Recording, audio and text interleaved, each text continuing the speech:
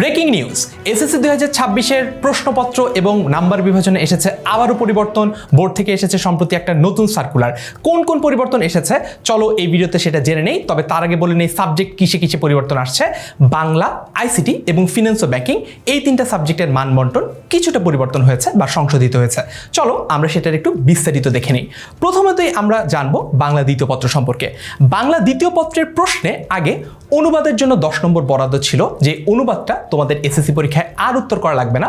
অনুবাদের বদলে তোমরা উত্তর করবে সংবাদ প্রতিবেদন, যার পূর্ণমান হবে 10 নম্বর।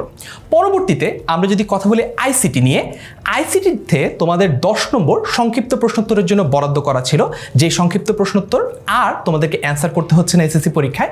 সংক্ষিপ্ত প্রশ্নোত্তরের বদলে ওই 10 নম্বরটা যোগ হচ্ছে অবজেক্টিভ বা এমসিকিউ পার্টের সাথে। তার মানে হচ্ছে আগে তোমাদের এমসিকিউতে 15 নম্বর থাকার কথা ছিল, সেই 15 নম্বর আর থাকছে না। 15-এর সাথে আরও 10 নম্বর যুক্ত হয়ে টোটাল তোমরা এমসিকিউতে অ্যান্সার করবা 25 মার্কস।